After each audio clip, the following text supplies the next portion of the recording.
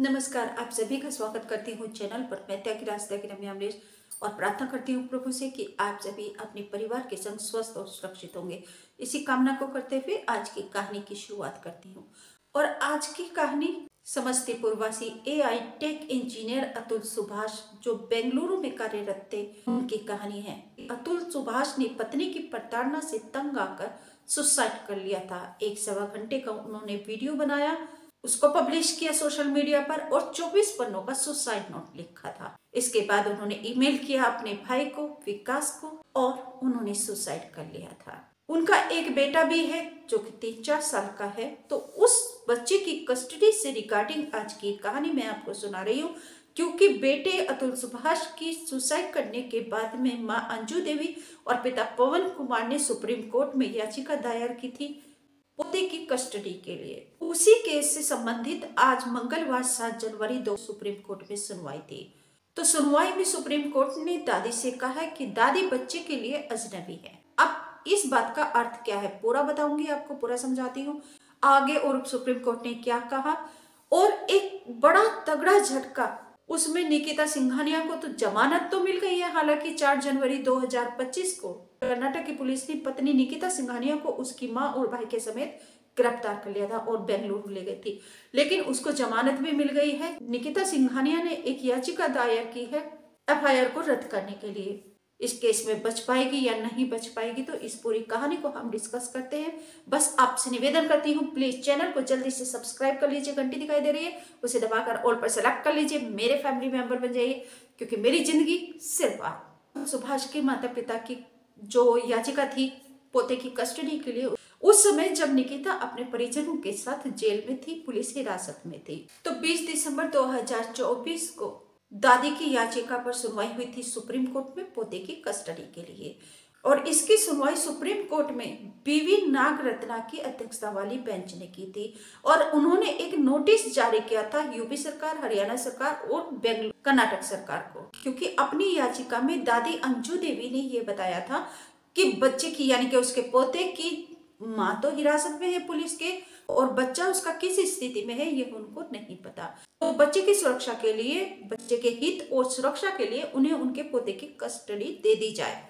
लेकिन इसी बीच बेंगलुरु कोर्ट से निकिता सिंघानिया को उसके परिजनों के समेत जमानत मिल गई है। तो अब कोर्ट ने दादी अंजू देवी से कहा है, क्योंकि उस समय मां हिरासत में थी पुलिस की, तो इसलिए हमने नोटिस जारी किया था, लेकिन अब उसकी मां कोर्ट से बाहर है।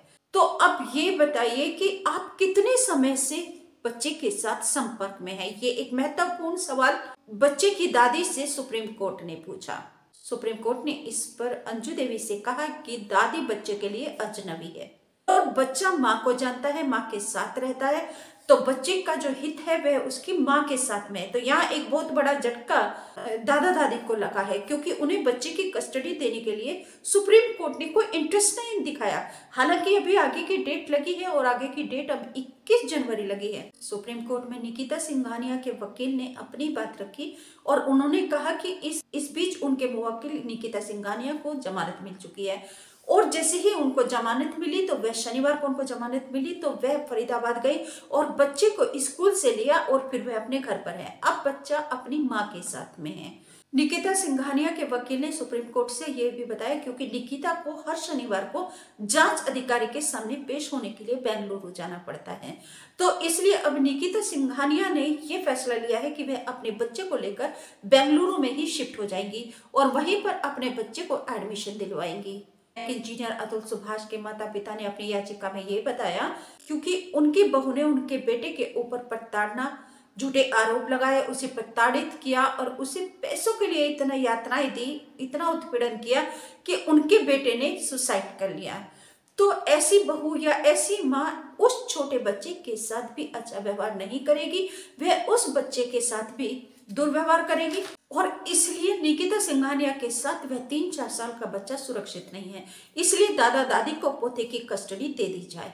इसी प्रार्थना पर सुप्रीम कोर्ट ने दादी से एक सवाल पूछा कि आप बच्चे के संपर्क में कब से हैं। जब इसका जवाब अंजू देवी नहीं दे पाई, तो सुप्रीम कोर्ट ने अंजू देवी से कहा कि बच्चा माँ के संपर्क में है और वह अपनी माँ के साथ सुरक्षित है। और सुप्रीम कोर्ट ने ज्यादा इंटरेस्ट इस याचिका के ऊपर नहीं कोई भी दिखाया है। हालांकि सुप्रीम कोर्ट ने इस याचिका पर एक नोटिस जारी किया है, जबकि बच्चे की मां निकिता सिंघानिया वह हिरासत से बाहर है, मुक्त है, जेल से बाहर है। सुप्रीम कोर्ट ने यह कहा है कि बच्चे की स्थिति जानने के लिए और अब बच्चा सुरक्षित है, बच्चा किस हालत में है, किस कंडीशन में है, ये जानने के लिए हैबियस कॉर्पस पिटीशन पर सुनवाई करने का कोई महत्व नहीं बनता, कोई औचित्य नहीं बनता, क्योंकि वैसे भी बच्चा अपनी दादी के संपर्क में नहीं है और बच्चे के लिए दादी एक अजनबी पर्सन है, एक अजनबी व्यक्ति है। तो जहां तक इस सुप्रीम कोर्ट की इस बात को सुनकर तो ऐसा लग रहा है कि शायद दादी दादा को भी एक तगड़ा झटका लगा है, क्योंकि शायद सुप्रीम कोर्ट उनको ये कस्टडी नहीं देगा। आप सभी से निवेदन करती हूँ, प्लीज अपने घर परिवार को संवार कर रखिए, बसा कर रखिए।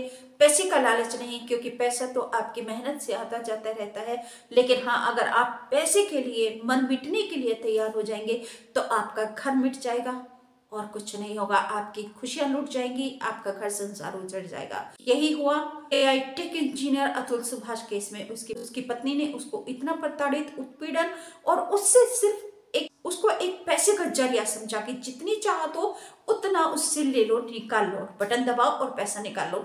तो यह व्यवहार गलत है, ये घर परिवार को तोड़ता है। जो घर परिवार की दुनिया होती है वह नष्ट होती है।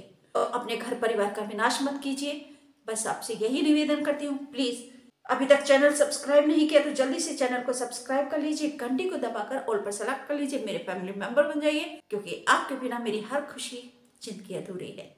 वीडियो को लाइक करके शेयर जरूर कर दीजिएगा। नमस्कार, थैंक यू।